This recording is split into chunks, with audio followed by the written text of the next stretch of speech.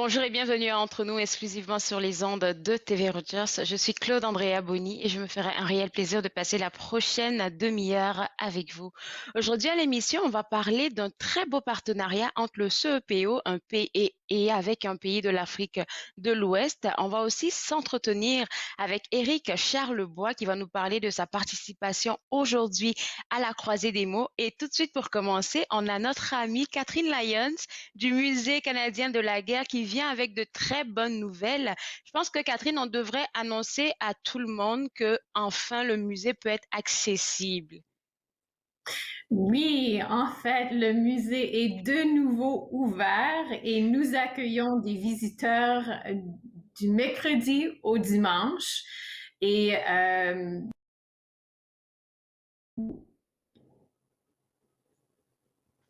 Alors, pour les heures d'ouverture, moi, je vais commencer par les dire. Ça, c'est une bonne nouvelle que vous devriez savoir. Le musée canadien. Oh, tu es revenue, Catherine. J'étais en train de donner les différentes horaires parce qu'il faut dire que ça a un peu changé. oui, oui, c'est pas comme avant la pandémie, mais quand même, on est ouvert du mercredi à dimanche. On prend les billets à l'avance. Faut réserver une plage horaire, mais il n'y a pas de limite de temps sur la visite. Sur la visite, donc moi je vais rappeler un peu les horaires. Le mercredi, c'est de 10 heures à 16 heures, le jeudi de 10 heures à 19 heures et le vendredi au dimanche de 10 heures à 16 heures. Le temps que Catherine se reconnecte avec nous, j'aimerais aussi vous mentionner que si je ne me trompe pas, les jeudis, il y a aussi... est-ce que Catherine, je voulais vérifier avec toi, est-ce que les jeudis, c'est toujours entrée gratuite pour les gens qui veulent y aller? Oui, après 16 heures, l'entrée est gratuite, mais il faut réserver même les billets gratuits à l'avance. Et tout le monde a besoin d'un billet, même les gens qui normalement ont droit à l'entrée gratuite, comme des enfants en bas de 7 ans, les anciens combattants et autres. Et puis, il faudrait rappeler que le musée, pour réouvrir, en fait, pour cette fois, a toujours pris ses mesures. Donc, toutes les mesures sont bonnes pour y aller. Il faudrait que nous aussi, on vienne avec nos masques et tout ce qu'il faut avec. C'est ça. Oui, donc toutes les mesures sanitaires sont en place. Les consignes sont là à suivre. On porte le masque, bien entendu, mais le musée est vraiment un bel endroit pour visiter, même en ce temps de pandémie, parce que c'est quand même assez grand. Il y a de très grands espaces ouverts. On limite la capacité des expositions aussi. Donc, c'est quand même une visite très agréable. Quand même une visite très agréable. Et puis, une exposition, je pense que nous, on a la primeur aujourd'hui que tu nous en parles parce qu'elle n'a même pas encore été lancée. Elle sera lancée la semaine prochaine. On parle de Anne Frank, une histoire d'aujourd'hui. C'est quoi comme exposition? C'est une assez petite exposition, mais elle est quand même très importante. Elle raconte l'histoire assez, assez bien connue d'Anne Frank, sa vie, l'histoire de l'Holocauste qu'elle a connue et vécue et qui finalement a lui a enlevé sa vie. Donc, c'est une histoire qu'on connaît assez bien, mais pour la première fois au Musée canadien de la guerre, ça sera présenté en forme de chronologie avec des panneaux graphiques. L'exposition nous vient quasiment des experts dans la vie et l'histoire d'Anne Frank. C'est directement de la maison Anne Frank aux Pays-Bas. Alors, qu'est-ce que tu parles de chronologie là? C'est quoi qu'on va voir exactement? Parce que je sais que l'histoire de cette jeune dame à l'époque, c'est juste qu'elle avait écrit tout ce qu'elle vivait dans un petit carnet. Est-ce qu'on va avoir quelques pages de ce carnet-là durant l'exposition? Alors, il y a des panneaux graphiques. C'est une exposition qui présente en fait deux chronologies. La chronologie de la vie d'Anne Frank et de sa famille, de son jeunesse, premièrement en Allemagne, puis par la suite aux Pays-Bas.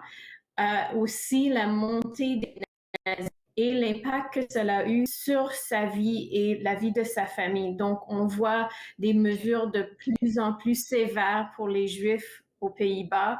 On passe au moment même où la famille a décidé d'entrer dans l'annexe secret et aussi le moment qu'Anne décide de d'écrire toutes ses pensées dans son journal intime, tout ce qu'elle vivait pendant son confinement dans l'annexe. Et on va jusqu'à la fin quand la famille a été découverte. Ils ont été transportés à des camps de concentration et jusqu'à la mort d'Anne Frank. Il y a aussi une toute petite Wow. section dans l'exposition qui présente l'implication des Canadiens dans la libération des Pays-Bas, malheureusement trop tard pour Anne Frank, sa sœur et sa mère. Il y a des extraits de son journal, il y a des reproductions de documents d'archives, donc on voit vraiment des éléments historiques de sa vie et aussi de l'histoire de la guerre. Il y a quelques objets, quand même, c'est surtout une exposition graphique, et il y a quelques objets, comme par exemple un vrai étoile jaune que les Juifs ont été obligés de porter en public, ainsi qu'une réplique du journal intime d'Anne Frank. Wow. Donc tout ça, c'est à voir dans cette petite exposition-là. Cette exposition va durer combien de temps? Donc, l'exposition sera présentée de la semaine prochaine jusqu'à mi-avril. Donc, pas très longtemps, faudra pas le manquer. Non. C'est vraiment pas très longtemps. Est-ce que tu penses que pour ça, si on veut aller les voir, par exemple, en petits groupes, en tout cas pour ceux qui le peuvent, est-ce qu'on doit appeler aussi au musée pour pouvoir préparer notre arrivée là-bas? Ben, c'est comme visiter le musée en n'importe quel temps. Il faut absolument se procurer les billets à l'avance. Il y a des fois où les billets sont disponibles premier arrivé, premier servi à la billetterie, mais il faut vraiment réserver à l'avance. C'est mieux. Comme ça, on sait qu'il y a assez de disponibilité pour une visite. C'est bon alors. Alors, dernière question pour toi, Catherine, c'est quand la date exacte, la semaine prochaine, pour le lancement de cette mini-exposition? Le 3 mars, donc à partir Le de 3 mercredi mars. prochain. Alors, Oui, merci beaucoup, Catherine. Et puis, nous, on va inviter les gens à aller voir ces superbes expositions qui va durer seulement qu'un mois. Merci beaucoup et puis bonne journée à toi. merci, ça me fait plaisir. Bonne journée. Alors, pour vous autres à la maison, pour voir cette exposition intitulée Anne Frank, une histoire d'aujourd'hui, qui va être lancée le 3 mars, qui se terminera en avril, vous allez visiter le www.museedelaguerre.ca. Et puis sur ce site web-là, il y a plein d'autres expositions que je suis sûre que vous allez vouloir voir aussi pareil. On va maintenant s'intéresser au monde de la littérature avec moi, Éric Charlebois, que vous allez peut-être reconnaître. Il était sur le plateau il y a vraiment pas longtemps.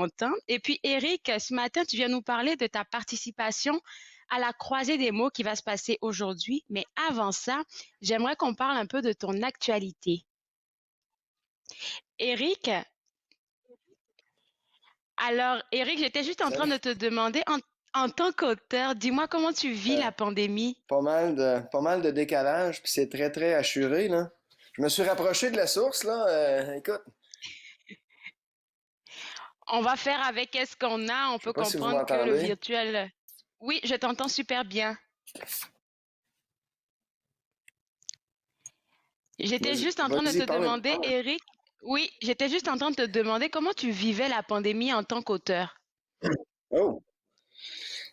Écoutez, en tant qu'auteur, j'hésite à le dire ainsi. En tant qu'auteur, c'est presque une bénédiction, parce que ça nous permet, dans un premier temps, non pas de découvrir, mais enfin de se consacrer à d'autres moyens de diffusion de la création littéraire. Et puis pour ne rien enlever au livre, assurément, le livre demeurera, mais ça permet à l'auteur et ça permet au livre de se consacrer puis de s'investir. Notamment, on revient à une certaine oralité. Notamment, bon, l'image, le cadrage, tout à coup, ça devient une priorité. Alors que d'une Hmm. perspective littéraire, c'était pas du tout un art du cadrage. Tu sais, puis je le dis sous toute réserve, évidemment, le livre étant en soi un cadre, je le sais bien, là. Mais dans le live de la chose, il y a une superbe redécouverte. Et puis quelque part, il y a de l'empowerment aussi. que ça permet aux auteurs, puis les auteurs sont ainsi sollicités vers ça. D'une perspective purement de création, ça nous donne ce creuset-là. Quelque part dans le désarroi puis dans la distance, évidemment, on n'est pas insensible à ça. Ben on revient à notre réflexe à nous, on revient à notre arme.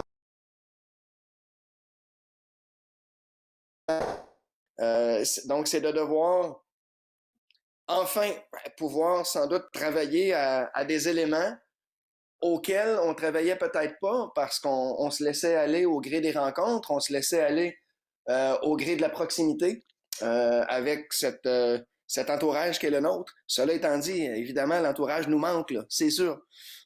Mais il y a en même temps quelque chose d'intéressant. On vit tellement intensément le présent, donc étant donné la pandémie, étant donné le confinement auquel ça nous contraint, évidemment, que tout à coup, il y a catapulte vers le passé et il y a catapulte vers l'avenir aussi. Donc, paradoxalement, ce creuset présent-là nous permet sans doute de mieux naviguer vers le passé, de mettre en mots des choses qu'on n'osait peut-être pas mettre en mots jusqu'à présent. Et honnêtement, pour garder le sourire puis garder un tant soit peu la forme, hein, ben on demeure très, très optimiste, là, comme tout le monde, comme dans tous les domaines. Oui. Et sur le plan entrepreneurial, Je pense que en révision, ça a permis, je pense, à plusieurs clients qui étaient potentiels et plusieurs de mes clients avérés de revenir à la table de travail, ce qui fait que ça ne dérougit pas, honnêtement. Ça ne dérougit pas, même que je prends goût quant à travailler à la maison. Je suis même pas certain que je réintégrerai les bureaux que j'avais. Je le dis en toute franchise. Là. Vraiment, cette flexibilité-là, on s'est déjà dit, hein, Claude, toi et moi, que je ne suis pas quelqu'un qui dort beaucoup. J'avais déjà commencé à oui. travailler à un horaire de 24 heures, si on veut. Sieste obligée pendant la journée, oui, parce que travail de nuit aussi. Puis ma foi, c'est une situation qui convient parfaitement à l'horaire que j'avais déjà. Là. Tu sais, c'est certain que pour mon petit bout de chou, on le vit différemment, c'est plus difficile. On peut pas côtoyer les grands-parents, on peut pas côtoyer les amis du tout. Donc, nous sommes très, très rigoureux, très, très conformes à ce qui est prescrit, je dois le dire. Puis en même temps, Je que pense, créer? Mon Dieu, que créer? Quel malheur! ouais. Je suis sûre qu'en fait, c'est à ça que je voulais en venir, en fait, le côté créatif de l'auteur, parce que j'ai l'habitude de recevoir, comme tu le sais, pardon, plusieurs auteurs sur l'émission. Et puis, la plupart d'entre eux avec qui j'ai parlé, là, ils me disaient que c'était le moment favorable pour eux pour créer, juste parce qu'ils avaient bon, la chance de se focus, en fait. Il n'y avait rien d'autre à faire, de toute façon, de se focus sur ça. Et puis là, j'étais juste en train de me demander si toi, par exemple, tu avais déjà pensé à écrire quelque chose pendant ce moment pandémique-là. Est-ce que ça t'a inspiré quelque chose? Le poète Ouais, en toi s'est-il réveillé? ouais, absolument. Il y a 6 manuscrits qui sont en chantier en français. Il y en a un qui est en chantier en anglais. Cela dit, et là, je tiens à nous mettre en garde, il faut pas péricliter dans la détresse et dans le désarroi, comme je le disais un peu plus tôt. Et donc, paradoxalement, on part de l'arc-en-ciel hein, qui est partout dans les Waouh! ne, ne tend pas nécessairement vers la légèreté, mais ça prend le rictus, ça prend le clin d'œil, il faut faire sourire. Et puis ça, ben, mine de rien, dans la logique spéculaire des choses, ça fait sourire le poète aussi. Donc je dois dire que ce qui sort, je pense que c'est plus joyeux que jamais. Bon, toujours un peu cynique, évidemment, tu me connais, là, mais, mais on ne sombre pas dans les limbes, dans l'obscurité absolument immuable, absolument pas. Les nuages passent et ça redevient Mais joyeux. je pense que c'est bienvenu parce que on peut pas faire trop joyeux parce que c'est comme si on essayait de se déconnecter de qu'est-ce qui se passe. Je pense que c'est pas honnête en fait pour l'auteur qui veut partager quelque chose avec ses lecteurs. Donc je me dis c'est bon d'être dans le juste milieu et je suis pas mal sûre que c'est ce que tu vas partager avec je vais dire les invités de ce soir à la croisée des mots parce que tu es l'un des invités aujourd'hui. Je me demande de quoi est-ce que tu as envie de parler avec ces gens qui seront présents? Ouais, ben, on parlera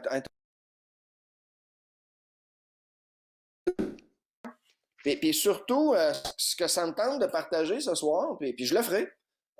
Jacques Poirier, l'animateur, et moi, évidemment, on s'est parlé un petit peu à l'avance. Euh, c'est de décrire comment la traduction littéraire, notamment la traduction des ouvrages de David Groux, m'a permis de me recentrer, je ne veux pas dire me Oui. redécouvrir, mais me recentrer et de me situer en tant que poète beaucoup plus doux qu'auparavant. Et donc, Hmm. assurément, les quelques extraits que j'ai choisis pour ce soir, autant extraits de Sans Pitié que des carnets de Wendigo, quant à la production poétique, donc quant à mon travail de créateur, ça va être de l'inédit. Donc, ça va être ça va être du charnier. Encore une fois, j'aime pas le mot, mais l'affaire très, très chaude, là. Il y a même risque que je lise un extrait de ce que j'aurais écrit parce que j'ai réservé une plage horaire en fin d'après-midi. Je veux vraiment, vraiment que ça soit comme fraîchement chaud, si tu veux. Mais il va être Ben, question de ce dialogue-là à l'esprit d'un traducteur-créateur. Comment se passe le dialogue? Et j'espère être en mesure de décrire et de convaincre l'auditoire au point, au zénith auquel ça nous amène en tant que créateur quand on s'adonne. et, et écoute, je suis pas mal sûre que si ces gens-là sont connectés ce soir pour la croisée des mots, ils seront d'accord avec ce que je vais dire. Parce que la fois où on a parlé des carnets de Wendigo, tu es venu me chercher. Parce que là, on parle du rapport de soi à soi. Et puis, je me souviens très bien que tu as dit, tu comprenais pas exactement ce que Monsieur David Gou voulait dire dans ses ouvrages. Il a fallu que tu entres un peu dans sa tête pour comprendre, connaître sa culture et tout ça. Donc ça, c'est un gros travail, comme tu l'as dit là. Mais en tout cas. Je C'est suis un gros jalouse pour ceux qui travail. seront présents de cela, ouais. C'est un gros travail puis je finirai là-dessus. C'est un gros travail de sémantique quand on est en traduction, hein, parce qu'on veut, on veut recréer une ambiance, on veut recréer un contexte, on veut recréer, au-delà du message, une dimension. Et c'est précisément là où ça m'a foudroyé en tant que poète. Donc, les jeux de mots, là, carrément la poésie lexicale pendant tant d'années, ben c'est à peu près fini, là.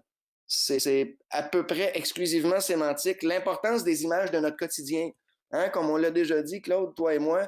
Bon, les petites Oui. voitures Hot Wheels par terre de mon petit bonhomme, ça me nourrit. C'est de laisser la fulgurance du quotidien nous pénétrer. Et je pense, ma foi, que ça contribue à créer des images qui sont plus vraies, donc qui ont une portée encore plus pénétrante et térébrante chez le lectorat et chez les auditeurs.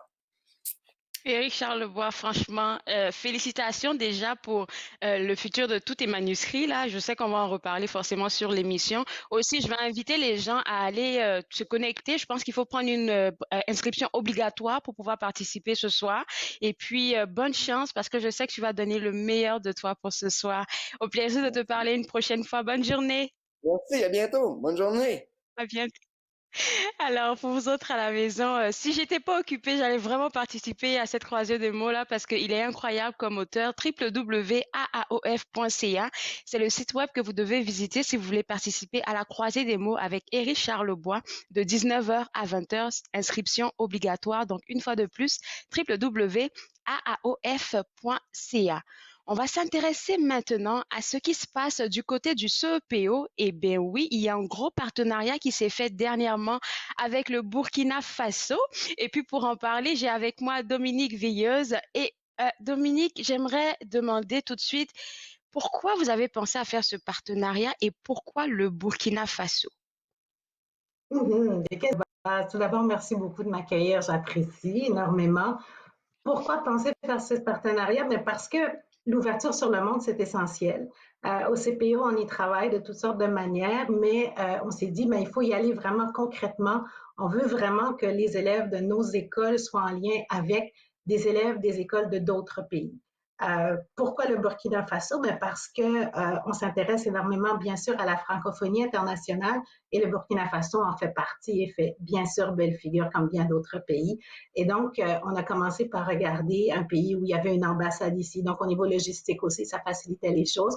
Et le Burkina Faso a été vraiment très, très rapide à répondre, à nous dire que oui, ça nous intéresse énormément, ce que donc nos écoles, mais aussi nos élèves et aussi nos équipes enseignantes soient en lien puis développent des projets ensemble.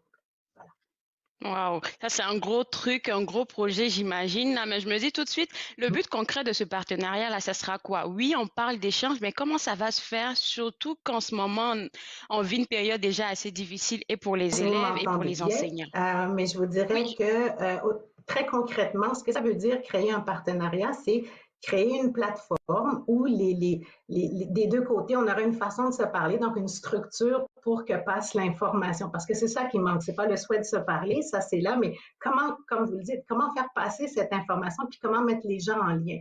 Donc, de notre côté, ce que le partenariat dit, c'est que nous aurons de notre côté une conseillère pédagogique qui va travailler avec le Bureau d'éducation internationale et avec toute l'équipe, bien sûr, mais qui sera un petit peu comme la plateforme pour recevoir des idées de projets qui viendront de nos écoles et qu'on va travailler avec nos écoles. Et comme ça, elle sera en lien avec une personne au Burkina Faso au niveau des différentes écoles qui pourra aller donc aller porter la nouvelle et l'information, structurer le tout pour qu'on puisse faire un travail de collaboration.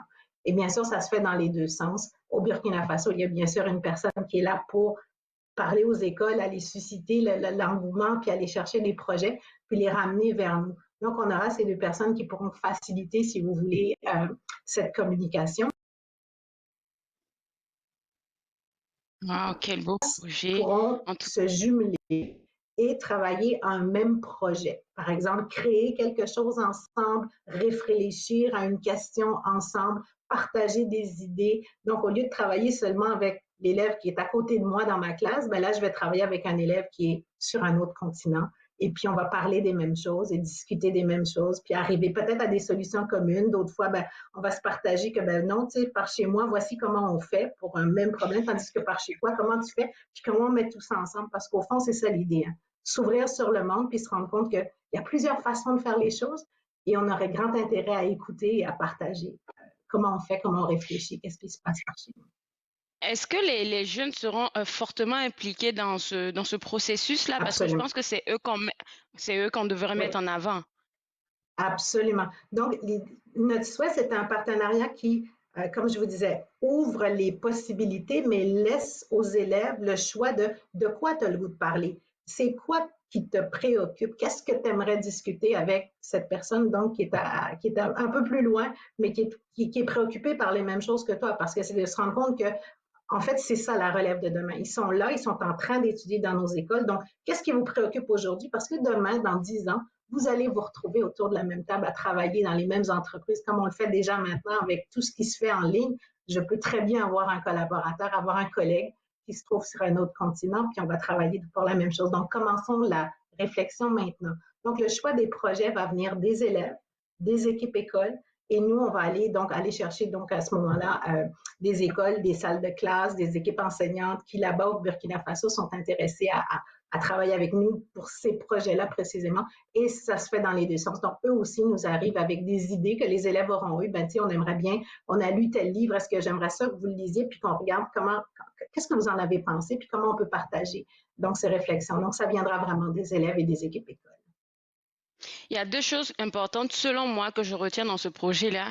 La première, c'est que je me rappelle à une des émissions, il y a une de vos enseignantes qui est passée avec des étudiantes de chez vous, du CEPO, Oui. qui avait, je pense, un rapport avec, je pense que c'est dans un pays d'Afrique, même pas d'Afrique, je pense d'Europe de l'Est ou quelque chose comme ça, Oui. où les filles travaillaient un peu comme le Burkina Faso, travaillaient avec les jeunes filles de l'autre pays, mais ça créait des liens tellement étroits entre Absolument. elles là que j'entendais des projets, des petites là, et puis j'étais comme, OK, celles-là, elles Exact. vont aller loin. Et deuxième des choses, Absolument. c'est que en même temps, ça brise une barrière. On parle en fait de francophonie ici, mais je veux dire, la langue française, elle n'est pas parlée pareil au Burkina. Donc, ça permet Exact. aux enfants de briser des barrières. Absolument. Puis je pense que c'est vraiment le terme qu'on parle de briser des barrières. Écoute, c'est l'air du temps. On l'a compris. Enfin, il faut qu'on aille beaucoup plus loin que de juste. C'est très bien de regarder comment nous on fait, comment nous on parle. Notre francophonie est en milieu minoritaire. Bien sûr qu'on en prend grand soin, mais ça fait donc du bien de se rendre compte qu'on est dans un bien grand monde puis que la francophonie, elle est très large. Donc, la francophonie internationale, on en fait partie. Puis comme vous le dites, c'est tout à fait juste. Donc, ces élèves qui, dès maintenant, commencent déjà à collaborer avec l'international. Évidemment, c'est ce qu'on souhaite, hein, c'est ouvrir les jeunes de sorte qu'ils se rendent compte que le monde, il est grand et tout ça leur appartient. Puis leur projet, ben, il peut faire partie, bien sûr, de la communauté ici, Ottawa, ici, la province, ici, le pays, mais ici, le monde aussi. C'est vraiment cette vision très globale que l'on souhaite développer pour eux. C'est vraiment gros. Et ce partenariat-là, il va durer combien de temps? Ben, il va durer aussi longtemps qu'on veut bien y travailler. Il n'y a pas de date. L'idée, c'est. Puis le partenariat est dans le sens d'un. C'est vraiment une vision de collaboration. C'est ce qu'on souhaite. C'est ce qu'on souhaite. Donc, c'est pas un contrat, mais c'est vraiment on a envie que nos équipes enseignantes travaillent ensemble et à chaque année, ben, on développera des projets. Puis on souhaite bien sûr que ça continue, mais aussi évidemment que Burkina Faso, bien sûr, ils vont ouvrir la voie, mais on souhaite le faire avec bien d'autres pays, c'est bien certain.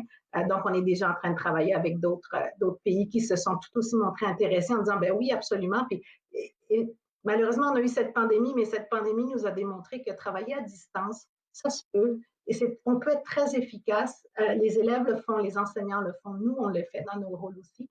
Et ça a ouvert vraiment, vraiment la voie à cette conversation qui maintenant est devenue de continent à continent en disant, hey, on pourrait collaborer, pourquoi pas. Donc, c'est très excitant tout ça. Je suis vraiment très, très contente pour vous et puis de voir comment le CEPO vraiment s'ouvre au monde. Et quand on parle de l'international, vous travaillez beaucoup pour que les enfants soient assez inclusifs parce que déjà, ils côtoient des personnes dans leur école d'autres nationalités. Donc, c'est vraiment très intéressant de s'ouvrir ailleurs. Alors là, maintenant, ma question, c'est que, OK, le partenariat, il est déjà fait entre le Burkina Faso et le CEPO. Est-ce qu'un jeune qui veut juste entrer dans ce programme-là, il doit s'y inscrire ou qu'est-ce qu'il doit faire? Systémique. Donc, il est disponible pour l'ensemble de nos écoles. Et puis, en fait, ce qu'il s'agit, c'est que cet élève qui aurait le goût de faire quelque chose, ben, il travaille avec sa salle de classe, avec son enseignante. Son enseignante communique avec nous, puis on met quelque chose en place. Donc, et dans ce sens-là, ça devient très inclusif, puisque, comme vous le savez, le CEPO, c'est très grand. Il y a des écoles qui se trouvent à Kingston, il y en a d'autres qui sont à Ottawa, etc. Donc, peu importe où tu te trouves, tout le monde va bénéficier de ce partenariat. Et c'était vraiment ça l'idée. Comme vous dites, c'est d'être inclusif le plus possible, nous-mêmes à l'intérieur, mais ensuite vers l'extérieur. Super, très très très beau projet. Félicitations à vous autres là-bas. Je vous souhaite une bonne journée, ma navigueuse. Je vous remercie à vous aussi. Au revoir. Alors, pour vous autres à la maison, vous parents, si vous êtes intéressés par ce partenariat, www.cepo.on.ca, c'est là que vous aurez plus d'informations. Et moi, j'aimerais vous rappeler que ce soir, à partir de 19h, il y a la croisée des mots avec Éric Charlebois qu'on vient d'avoir sur l'émission, www.aaof.ca, c'est le site web pour prendre vos inscriptions. Moi, je me suis fait le plaisir de passer ces demi-heures avec vous. On sera de retour demain à partir de 11h. Soyez des nôtres. Au revoir.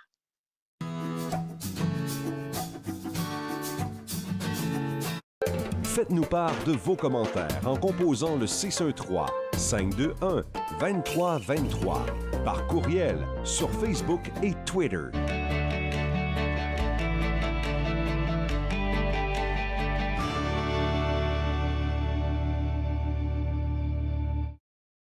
À la prochaine émission de Viens que je te raconte, on a le plaisir d'accueillir Madame Ndimbon Galula Joséphine. On vous attend. Viens que je te raconte, dimanche 21h sur TV Rogers. Les commerces, les restaurants et les services locaux d'Ottawa font partie importante de notre tissu urbain. Nous pouvons les aider en ces temps difficiles. Commandez chez eux en ligne, acheter des chèques cadeaux à utiliser plus tard, commander des repas à emporter ou à livrer, démontrez votre soutien sur les réseaux sociaux. S'il vous plaît, faites-le aujourd'hui. En savoir plus, visitez ottawa.ca/acheter local. J'ai passé plus de temps que je devrais à essayer de comprendre qu'est-ce qui est arrivé. Tous les trois qui étaient sur le pont ne savaient pas qu'un train pourrait passer aussi vite qu'il est passé, puis sans s'en apercevoir.